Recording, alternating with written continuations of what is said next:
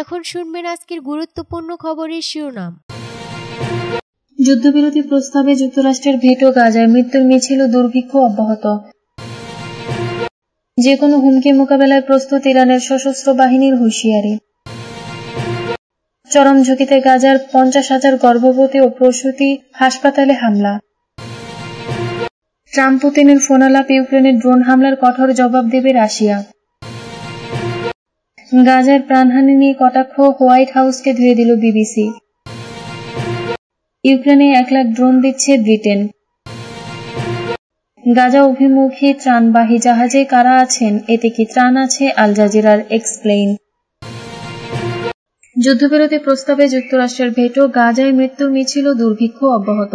সম্প্রতি অবরুদ্ধ দুর্ভিক্ষ কবলিত গাজায় তাৎক্ষণিক নিঃশর্ত ও স্থায়ী যুদ্ধবিরতির আহ্বান জানিয়ে জাতিসংঘের নিরাপত্তা পরিষদে একটি প্রস্তাব উত্থাপন করা হয়। তবে যুক্তরাষ্ট্র সে প্রস্তাবে ভেটো দিয়েছে। এর ফলে গাজায় যুদ্ধবিরতি ও মানসিক সহায়তা পৌঁছানো আবারও হুমকির মুখে পড়ল। অন্যদিকে এই সময়ের মধ্যে দখলদার ইসরায়েলের টানা হামলায় গত 24 ঘণ্টায় উপত্যকায় প্রায় 100 ফিলিস্তিনি নিহত হয়েছেন এবং অব্যাহত অবস্থায় অবরোধের কারণে দুর্ভিক্ষ ও মানবিক সংকট আরও প্রকট হয়েছে। আল জাজিরার প্রতিবেদন অনুযায়ী বুধবার প্রস্তাবটির পক্ষে নিরাপত্তা পরিষদের 15 সদস্যের মধ্যে 14টি দেশ ভোট দিলেও কেবল যুক্তরাষ্ট্র এর বিপক্ষে ভোট দিয়ে সেটিকে বাতিল করে দেয়। প্রস্তাবে গাজায় আটক ইসরায়েলি মুক্তির আহ্বানও জানানো হয়। যে কোনো হুমকি মোকাবেলায় প্রস্তুত ইরানের সশস্ত্র বাহিনীর হুঁশিয়ারি। যে কোনো শত্রুর ষড়যন্ত্র ও কৌশলগত ভুলের মুখে ইরান সবসময় সব স্তরের হুমকির মোকাবেলায় সম্পূর্ণ প্রস্তুত রয়েছে বলে হুঁশিয়ারি দিয়েছে দেশটির সশস্ত্র বাহিনী। বুধবার ইমাম খামেনির 36তম মৃত্যুবার্ষিকী উপলক্ষে দেওয়া এক বিবৃতিতে বাহিনীর হুঁশিয়ারি দেয়। বিবৃতিতে বলা হয়, ইরান নিঃসন্দেহে সব ধরনের দুঃসময়, সমস্যা, চাপ ও নিষেধাজ্ঞা অতিক্রম করে তার পথ চলা অব্যাহত রাখবে এবং সম্মান ও মুহূর্তের চূড়ায় পৌঁছাবে যদি দেশটি ইসলামী বিপ্লবের সর্বোচ্চ নেতার নির্দেশনাকে আন্তরিকভাবে অনুসরণ করে। ইরানের সশস্ত্র বাহিনীকে শক্তিশালী, সক্ষম, সাহসী ও বীরত্বপূর্ণ হিসেবে উল্লেখ করে বিবৃতিতে আরো বলা হয়, আল্লাহর উপর ভরসা করে এবং কমান্ডার ইন চিফের দূরদর্শী ও বুদ্ধিদীপ্ত নেতৃত্ব পরিচালিত ইরানের সশস্ত্র বাহিনী জাতির পক্ষে দৃঢ় অবস্থানে রয়েছে। ইরানের সশস্ত্র বাহিনী জানায়, ইসলামী বিপ্লবের শত্রুদের সব ধরনের অতৎপরতা ও গতিবিধি নিবিড়ভাবে পর্যবেক্ষণ করা হচ্ছে এবং যে কোনো ধরনের শয়তানি ষড়যন্ত্র বা কৌশলগত ভুলের তাৎক্ষণিক জবাব দেওয়ার জন্য বাহিনী সদা প্রস্তুত।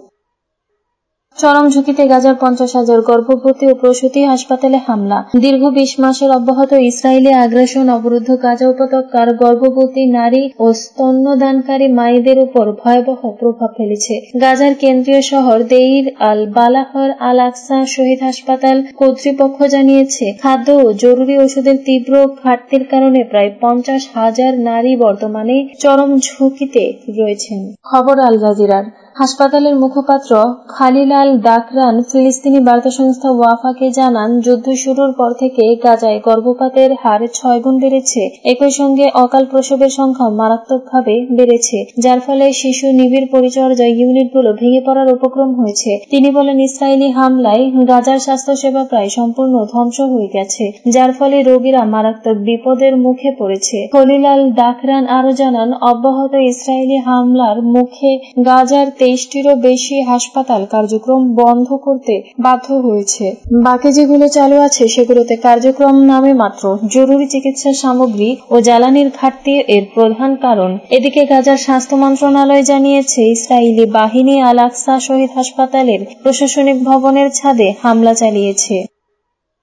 ইউক্রেনের ড্রোন হামলার কঠোর জবাব দেয় রাশিয়া। রাশিয়ার ইউক্রেনের সাম্প্রতিক ড্রোন হামলার জবাবে মস্কো কঠোর প্রতিক্রিয়া জানাবে বলে জানিয়েছেন দেশটির প্রেসিডেন্ট ভ্লাদিমির পুতিন। বুধবার এক ফোনালাপে মার্কিন প্রেসিডেন্ট ডোনাল্ড ট্রাম্পকে কথা জানান পুতিন। ট্রাম্প নিজেই এ তথ্য জানিয়েছেন। ট্রাম্প তার সামাজিক যোগাযোগ মাধ্যম ট্রুথ সোশ্যালে দেওয়া এক পোস্টে বলেন, আমরা ইউক্রেনের দ্বারা রাশিয়ার ডক করা বিমান বহরের ওপর আক্রমণ ও উভয় পক্ষের নানা হামলা নিয়ে আলোচনা করছি। প্রেসিডেন্ট পুতিন স্পষ্টভাবে বলেছেন, সাম্প্রতিক বিমান ঘাঁটির উপর হামলার প্রতিক্রিয়া জানাবেন তিনি। আলোচনাটি ইতিবাচক ছিল উল্লেখ করে ট্রাম্প বলেন, তবে তাৎক্ষণিকভাবে শান্তির পথে কোনো অগ্রগতি হবে বলে মনে হচ্ছে না। ইউক্রেন যদিও এই হামলাগুলোকে যুদ্ধের 3 বছরের বেশি সময় পরে নিজেদের পাল্টা প্রতিরোধ ক্ষমতার প্রমাণ বলে উল্লেখ করেছে, তবে ব্রিটিশ ও মার্কিন কর্মকর্তারা দাবি করেন, রাশিয়ার পারমাণবিক সক্ষমতা সম্পন্ন বোমারু বিমান ঘাঁটিতে হামলার ব্যাপারে তাদের তাদের কাছে আগে থেকে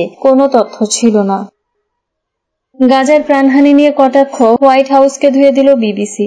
গাজায় যুক্তরাষ্ট্র সমর্থিত ইসরায়েলের একটি সাহায্য কেন্দ্রের কাছে প্রাণহানির ঘটনা নিয়ে প্রকাশিত বিবিসির প্রতিবেদনে বেশ সমালোচনার মুখে পড়ে। হোয়াইট হাউস বিবিসির ওই প্রতিবেদনকে হামাসের কথা বলে কটাক্ষ করেছে। তবে যুক্তরাজ্যের রাষ্ট্রায়ত্ত সম্প্রচার সংস্থাটি জোরালোভাবে এর প্রতিবাদ জানিয়েছে। হামাস নিয়ন্ত্রিত গাজা সিভিল ডিফেন্স জানায় রোববার গাজার একটি সাহায্য কেন্দ্রের কাছে ইসরায়েলি বাহিনীর গুলিতে অন্তত 31 জন ফিলিস্তিনি নিহত হন। তবে ইসরায়েলি সেনাবাহিনী অভিযোগ অস্বীকার করে জানায় ওই স্থানে তারা বেসামরিক লোকদের উপর কোনো গুলি চালায়নি, বরং সাহায্য কেন্দ্রটির কর্মকর্তারাও হামাসকে ভুয়া গুজব ছড়ানোর অভিযোগে দোষারোপ করেন। এ নিয়ে হোয়াইট হাউসের প্রেস সেক্রেটারি ক্যারোলিন লেভিট সেদিন বলেন, আমরা হামাসের কথা অন্ধভাবে বিশ্বাস করি না, যেমনটা কিছু গণমাধ্যম বিশেষ করে বিবিসি করেছে। তিনি অভিযোগ করেন বিবিসি রোববার শিরোনাম বদলেছে এবং পরে তাদের প্রতিবেদন সরিয়ে নিয়েছে, যদিও এর পক্ষে কোনো নির্দিষ্ট প্রমাণ দেননি তিনি। এর প্রতিক্রিয়ায় একটি আনুষ্ঠানিক বিবৃতিতে বিবিসি জানায়,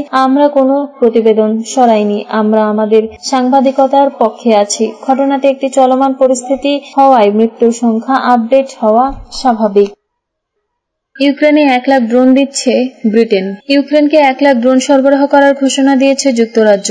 দেশটি বলেছে 2026 সালের এপ্রিলের মধ্যে তারা ইউক্রেনকে এসব ড্রোন দেবে, যা আগের প্রতিশ্রুতির তুলনায় 10 গুণ বেশি। এদিকে ইউক্রেনের সুমি শহরে রুশ বাহিনীর হামলায় অন্তত 3 জন নিহত ও 16 জন আহত। অন্যদিকে ইউক্রেনের হামলায় রুশ নিয়ন্ত্রিত অঞ্চলের 7 লাখ মানুষ বিদ্যুৎহীন হয়ে পড়েছিল। খবর রয়টার্সের। জার্মানির সঙ্গে সহসভাপতিত্বে আয়োজিত 50 রাষ্ট্রের Ukraine defence contact group meeting এ ড্রোন সরবরাহের ঘোষণা দেবেন ব্রিটিশ প্রতিরক্ষা মন্ত্রী জন হিলি। বৈঠকের আগে প্রকাশিত এক বিবৃতিতে তিনি বলেন, ইউক্রেনের প্রতি সমর্থন ইতিমধ্যে গোলাবারুদে সরবরাহ করে এক গুরুত্বপূর্ণ নজির স্থাপন করেছে ব্রিটেন। সমর্থন আরো জোরালো করতে চলতি বছর তাদেরকে হাজার হাজার ড্রোন সরবরাহ করা হবে। ব্রিটিশ সরকার জানিয়েছে, ইউক্রেনের জন্য 450 কোটি পাউন্ড সামরিক সহায়তার মধ্য থেকে এই ড্রোন প্যাকেজ প্রদান করা হবে। গাজা অভিমুখী ত্রাণবাহী জাহাজে কারা আছেন, এতে কি ত্রাণ আছে? আন্তর্জাতিক অলাভজনক সংস্থা ফ্রিডম ফ্লোটিলা কোয়ালিশন পরিচালিত ম্যাডলিন জাহাজটি ইতালি থেকে গাজা উপত্যকার পথে রয়েছে। জাহাজটি গাজার ক্ষুধার্ত মানুষদের জন্য ত্রাণ নিয়ে যাচ্ছে। গাজায় ইসরায়েলের অবৈধ অবরোধের বিরুদ্ধে প্রতিবাদ জানানো কয়েকজন মানবাধিকার কর্মী ওই জাহাজে আছেন। বিভিন্ন ত্রাণ সংস্থার হিসাব অনুসারে গাজার 23 লাখের বেশি বাসিন্দার মধ্যে 90% বেশি মানুষ তীব্র মাত্রায় খাদ্য সংকটে ভুগছেন। গাজার প্রথম ও একমাত্র নারী মৎস্য শিকারীর নাম অনুসারে ম্যাডলিন জাহাজটির নামকরণ করা হয়েছে। এটি 1 জুন ইতালির সিসিলির কাতানিয়া শহর থেকে রওনা দিয়েছে। মাল্টার উপকূলে কনসায়েন্স নামে এফএফসি পরিচালিত আরেকটি প্রাণবাহী জাহাজে বোমা হামলা হওয়ার মাত্র 1 মাসের মাথায় জাহাজটি যাত্রা শুরু করেছে। 2000 কিলোমিটার দীর্ঘ এই যাত্রায় যদি কোনো বিঘ্ন না ঘটে তাহলে গন্তব্যে পৌঁছাতে জাহাজটির প্রায় 7 দিন সময় লাগবে বলে ধারণা করা হচ্ছে। গবেষণা সংস্থা ফরেনসিক আর্কিটেকচার ও জাহাজে থাকা গার্মিন লাইভ ট্র্যাকারের মাধ্যমে জাহাজটির অবস্থান শনাক্ত করা হয়েছে।